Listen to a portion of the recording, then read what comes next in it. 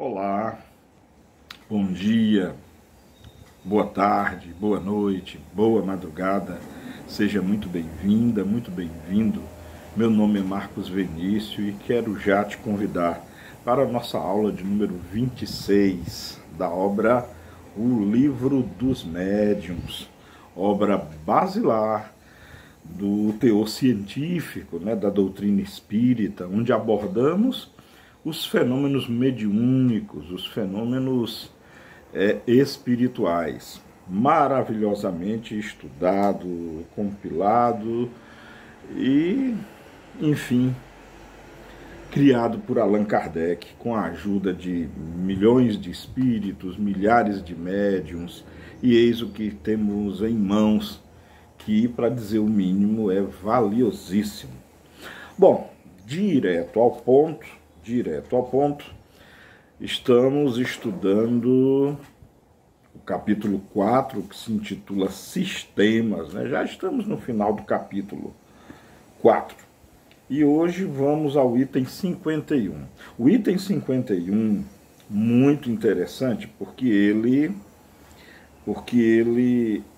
é uma continuação imediata, eu acho que é meio redundante até de se falar, mas em conteúdo mesmo também. É uma continuação imediata do item 50. Se você não assistiu a aula passada, a aula de número 25, é interessante você assistir a aula 25 primeiro, para depois assistir aqui a aula 26, porque o conteúdo de hoje é uma consequência imediata da aula passada. A aula passada, Kardec termina o seguinte, estávamos comentando, nesse termo aqui, estamos comentando acerca da natureza do espírito e da natureza do perispírito. E aqui, em termos de sistema, Kardec estava analisando a questão da materialidade, do espírito e perispírito, unicidade de espírito e perispírito. Terminamos nesses comenos na aula passada. E hoje nós iremos analisar uma mensagem interessantíssima do espírito Lamennais. Porque no item 51, Kardec escreve o seguinte: eis aqui a resposta dada a esse respeito por um espírito. A esse respeito, de que respeito ele se trata? A questão de espírito e perispírito, materialidade, unicidade, por aí vai. E aí o espírito Lamennais deu uma mensagem. É útil, claro, dada a transcendência e natureza da resposta, do tema, do assunto, conhecer um pouquinho quem foi Lamennais, bem rapidinho. Lamennais foi um padre, poeta, escritor, romancista e político que viveu ali entre os séculos XVIII e o século XIX. Então, ele teve já no final da vida dele, ele teve uma parte aí da vida de Lamennais que intersecciona com a própria vida do Allan Kardec. Ou seja, Allan Kardec, Hippolyte Léon Denisard Rivail, viveu nos dias em que viveu Lamennais também. Então, filósofo, poeta, religioso, é muito importante lembrar, padre. E eis o que Lamennais diz a respeito dessa questão espírito, perispírito. Prestemos atenção. O que uns chamam perispírito não é outra coisa senão o que os outros chamam envoltório material fluídico. Direi, para me fazer compreender de maneira mais lógica, que esse fluido é a perfectibilidade dos sentidos, a extensão da vista e das ideias. Falo dos espíritos elevados. Olha, muito interessante a definição que ele dá. Ainda com aquela ideia de que perispírito seja um envoltório, mas ele diz aqui uma coisa interessante, que ele é a perfectibilidade dos sentidos, é a extensão da vista e das ideias. Nota-se claramente que o perispírito, como eu já tenho dito aqui em outras falas, né, que o perispírito é sim extensão do espírito, que o perispírito é, aliás, foi Kardec que falou, né, que escreveu, que perispírito é o órgão dos sentidos do espírito. Isso já comentamos muito anteriormente. Então, o perispírito, na verdade, é a fonte, é a possibilidade, é o que dá a possibilidade ao espírito manifestar-se nas suas mais diversas, das suas mais diversas maneiras. É através do perispírito que se explica, como eu já falei anteriormente, se não todos, quase todos os fenômenos espíritas, né? Emancipação da alma, êxtase, dupla vista, bicorporeidade, visões, materializações, pensamento à distância, a próprio fenômeno da mediunidade, com todas as suas nuances, é no espírito, é no perispírito que está a chave para a compreensão de todos esses fenômenos e de muitos outros. Lamennais continua. Quanto aos espíritos inferiores, os fluidos terrestres são ainda completamente inerentes a eles, pois são matéria como vedes. Daí os sofrimentos da fome, do frio, etc. Sofrimento que não podem experimentar os espíritos superiores, uma vez que os fluidos terrestres são depurados ao redor do pensamento, quer dizer, da alma. Aqui, opinião de Lamennais, né? Que ele explica, inclusive, a materialidade de certos espíritos, e é notório como alguns deles se apresentam com fome, com sede, com frio, com calor. É preciso entender que fome, frio, sede, calor são sensações do corpo, não são sensações da alma. Mas o que o perispírito tem a ver com isso? Claro que tudo, né? Pois o perispírito, e aí falando na escola moderna, tá? Na neo-escola a qual eu faço parte, o perispírito é esse campo morfogênico gerado pelo espírito, tá? E esse campo morfogênico, ele é interativo, como é propriedade dos campos, e ele cambia, por assim dizer, informações, ou seja, transmite e recebe informações. E aí, o ponto de vista do Lamennais é coerente no sentido de que espíritos já depurados, espíritos superiores, numa palavra, espíritos já desapegados da matéria, o perispírito desses espíritos já não cambia, digamos assim, informações materiais, orgânicas, estruturais, como fome, dores, sede, calor, frio e por aí vai. Já espíritos ainda muito apegados à matéria, o seu perispírito, muito apegado ainda ao contributo informacional da matéria, processa ainda esse tipo de informações. Vou mais longe. Cérebro. Nós sabemos que o nosso cérebro, o cérebro material, é o artífice de todas as sensações, emoções do ponto de vista material. Da mesma forma, o perispírito é uma espécie de cérebro. Cuidado com o que eu estou dizendo, porque não é bem isso, aliás, é muito mais. Mas o perispírito, ele é uma espécie de, além da extensão dos sentidos, né, como Lamennais lembrou aqui no início, o perispírito é também a fonte de processamento das sensações do espírito. E aí, claro, tem tudo a ver com o apego que o espírito que acabou de desencarnar, ou que já desencarnou há algum tempo, mas ainda detém um tremendo apego à matéria. Bom, continuando. A alma, para seu progresso, tem sempre necessidade de um agente. A alma sem agente não é nada para vós, ou melhor dizendo, não pode ser concebida por vós. O perispírito, para nós, espíritos errantes, é o agente pelo qual nos comunicamos convosco, seja indiretamente pelo vosso corpo ou vosso perispírito, seja diretamente a vossa alma. Daí os infinitos matizes de médiuns e de comunicações.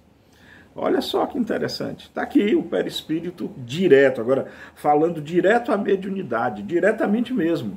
O perispírito como agente da comunicação, como agente indireto e direto das comunicações mediúnicas. Mais claro, impossível, né? Agora, resta o ponto de vista científico. Prestem bem atenção agora. Agora resta o ponto de vista científico, quer dizer, a própria essência do perispírito. Este é um outro assunto. Compreendei primeiro moralmente. Não resta mais do que uma discussão sobre a natureza dos fluidos, o que é inexplicável no momento. A ciência não conhece bastante, mas lá chegará se quiser caminhar com o espiritismo. Pronto, eu acho que aqui, Lamennais já deixa claro e patente. A natureza do perispírito não se sabe, não se sabia naquela época, e nos dias de hoje, passados aí mais de 150 anos, nos dias de hoje ainda não se sabe a natureza nem do perispírito, nem do espírito. É algo ainda que precisa muita investigação, muita pesquisa, muito estudo, e olha que a parte esmagadora dos cientistas sequer se dedicam a isso, Tanto é que Lamennais fala uma coisa muito pertinente, né? É que esse conhecimento, ou seja, da natureza do perispírito, nós chegaremos lá quando quisermos caminhar com o espiritismo, ou seja, quando a ciência admitir o espírito e, portanto, o perispírito, aí sim daremos um salto quântico, digamos assim, no afã de compreendermos a sua natureza. E Lamennais termina da seguinte forma: o perispírito pode variar e mudar ao infinito. A alma é o pensamento, não muda de natureza. A esse respeito, não vades mais longe. É um ponto que não pode ser explicado. Credes que não procuro como vós? Vós buscais o perispírito, nós buscamos a alma. Esperai, pois. A sorte está lançada, não é? Olha, observe aqui, maravilhosa essa comunicação do Lamennais, né? De que ele também busca a natureza da alma, né? Enquanto que ele diz assim que nós buscamos a natureza do perispírito. Nota-se bem claro que Lamennais, Allan Kardec, como os espíritos da época, faziam muito essa distinção entre alma e perispírito. Na nova escola, nós vemos que são a mesma entidade, um pertence ao outro, mas com fases diferentes. O perispírito seria um campo gerado pelo espírito, portanto pertinente a ele, inseparável dele, indisjunto dele, mas com propriedades diferentes. O espírito, propriamente dito, é a fonte, é o ser inteligente. O perispírito é um campo emanado dele e que lhe concede infinitas propriedades, e que nós estamos estudando, pesquisando, e há muito que aprender, muito que descobrir, muito que pesquisar, muito o que testar e muito o que divulgar. Aguardem, aguardem, os momentos irão chegar. Bom, e para terminar, agora é Kardec, né? Kardec termina o capítulo 4 da primeira parte, né, sistemas, ele termina da seguinte forma: assim, se os espíritos que se podem considerar como avançados não puderam ainda sondar a natureza da alma, como poderíamos fazê-lo nós mesmos, né? De fato, né, se os próprios espíritos, eles mesmos sendo almas, espíritos, assim como nós também, mas muitos de uma envergadura enorme não conseguiram ainda entender a si próprio, quem dirá nós que ainda estamos revertidos pela matéria densa, essa matéria grossa que nos impede e nos filtra muita coisa, né? E Kardec continua: Vai, pois, perder seu tempo quem quiser percrustar os princípios das coisas, que, como está dito em O Livro dos Espíritos, questões número 17 e 49, está nos segredos de Deus. Pretender explorar com a ajuda do Espiritismo o que não é ainda da alçada da humanidade é desviar-se de seu verdadeiro objetivo, é fazer como a criança que quisera saber tanto quanto o velho, que o homem utilize o Espiritismo para o seu adiantamento moral é o essencial. O resto não é senão curiosidade estéril e frequentemente orgulhosa, cuja satisfação não lhe fará dar nenhum passo à frente. O único meio de avançar é o de tornar-se melhor. Palavras do Allan Kardec. Opinião do Allan Kardec. E que eu peço licença para discordar um pouquinho. Eu discordo um pouquinho desse. Eu penso que não há limite para o conhecimento. Ao meu ver, não há nada em que nós não possamos pesquisar e ir atrás. O conseguir, o chegar a um resultado é uma questão de tempo e é uma questão de persistência, né? Quando ele diz, vai perder seu tempo quem quiser percrustar o princípio das coisas, que, como está dito em O Livro dos Espíritos, ele cita as questões 17 e 19, está nos segredos de Deus. Quem disse que é segredo de Deus? Quem disse que não estude isso? Tem mais, por acaso, alguma tabela dos médios, alguma outra tabela de mandamentos dizendo não faça isso, não faça aquilo, e por acaso algum mandamento diz não pesquise aquilo que não se sabe ainda? Então, como pesquisador, como alguém da área da ciência que sou, eu não posso concordar com isso, tá? Respeito, como não respeitar a opinião de um gigante que é Allan Kardec, mas eu me reservo o direito de não concordar. Eu penso que a pesquisa é livre. Eu sempre dou um exemplo bem simples, Se o ser humano, se os cientistas não pusessem o seu nariz no mofo do queijo, quem já cheirou queijo podre sabe que é horrível, é repugnante, você enguia, muitos até vomitam.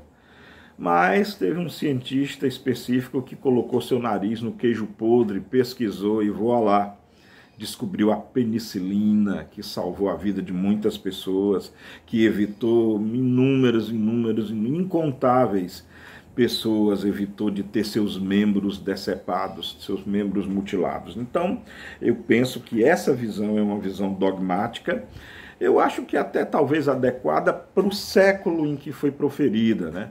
Nós estamos ali em 1860 alguma coisa.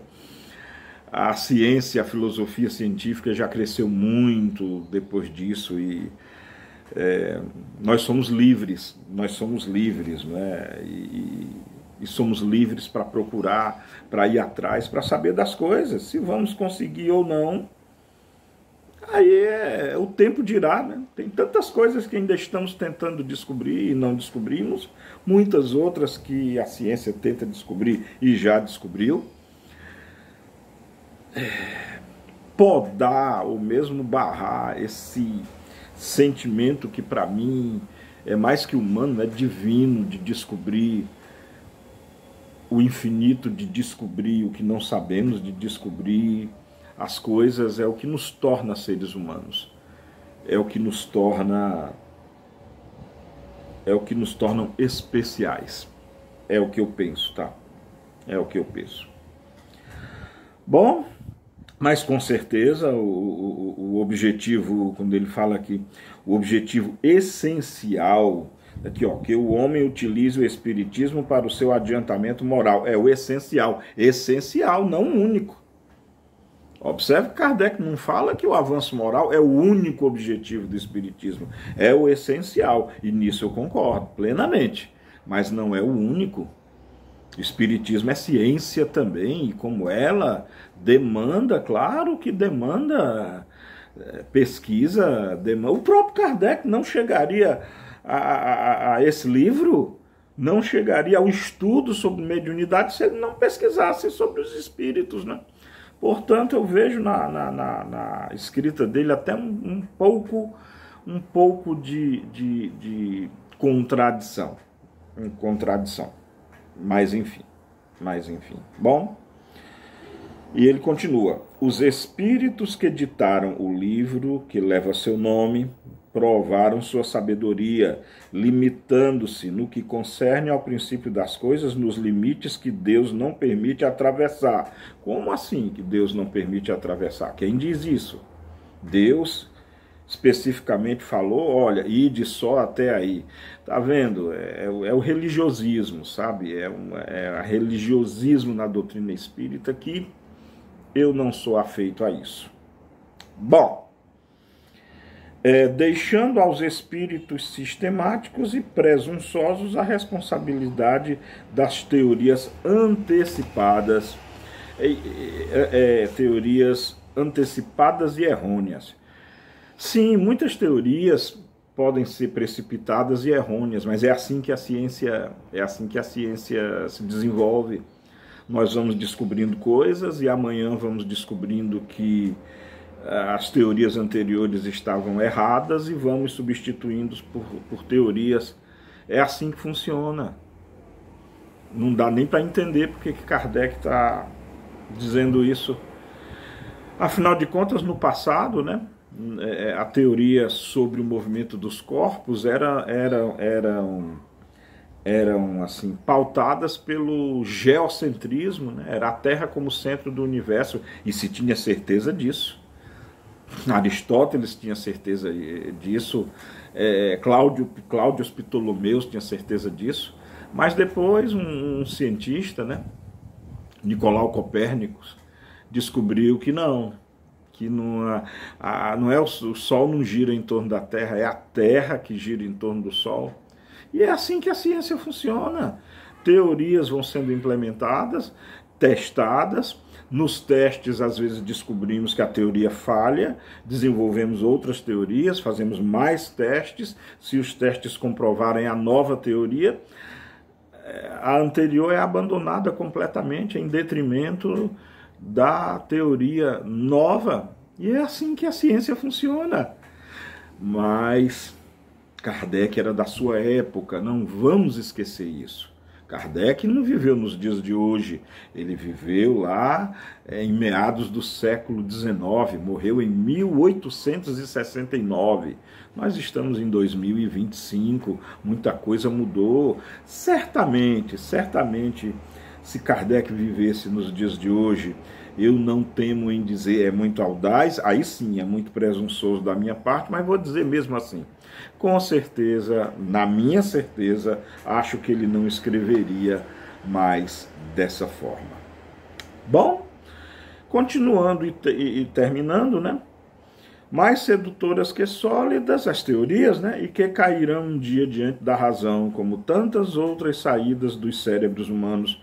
Natural, é assim o jeito das coisas, como eu já falei, é assim que a ciência progride. Não disseram senão o que era necessário para fazer o homem compreender o futuro que o espera, e por isso mesmo encorajá-lo ao bem.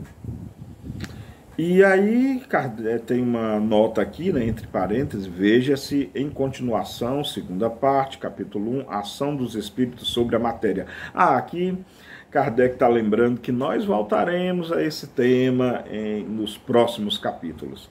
Então é isso, gente. Terminamos assim o capítulo 4. Excelente capítulo, muito interessante esses sistemas, todos eles que nós vimos aqui, todos esses sistemas que nós vimos, muito interessantes, dos mais ridículos aos mais inteligentes, né? Vimos aqui o sistema da negação, o sistema do charlatanismo, o sistema da loucura, o sistema da alucinação, o sistema do músculo estalante, sistema das causas físicas, sistemas do reflexo, enfim, até culminarmos aqui nesse último sistema que vimos, que fora o sistema da alma material, foi o último abordado. Vale a pena, como vale a pena cada item estudado, cada tema estudado, a nossa liberdade de escolha, e eu continuo dizendo, e é por isso que eu não concordo com essas palavras finais do Allan Kardec, de tem coisa que nós não devemos ir atrás, que nós não devemos estudar, que nós não devemos pesquisar. Nós precisamos entender que estudar, pesquisar e ir atrás é pensar, é livre pensamento. Talvez a única coisa verdadeiramente livre que nós temos. Talvez, na minha opinião, não é nem talvez, na minha opinião é uma certeza. É o maior sinal, é a mais grandiosa manifestação de liberdade que nós temos, é o pensamento. Se nós formos tolhidos até nisso, se nós formos freados até nisso, na nossa liberdade de pensar, isso seria um desserviço, seria diminuir o espírito humano. Cristo já nos falou, vós sois deuses na terra. Não há limites. Bom, e assim eu me despeço. Espero que você tenha gostado dessa aula. Se gostou, deixa aí que gostei, deixa seus comentários aí, que é muito importante.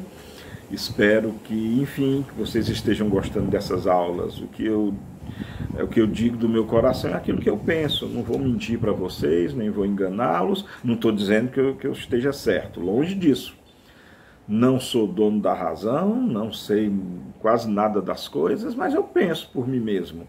Ou procuro o exercício de pensar por mim mesmo. E eu tenho gostado muito disso. Beijo no coração de todas e todos. Amemo-nos como Jesus nos amou. Cuidem uns dos outros. Até a nossa próxima videoaula. Tchau.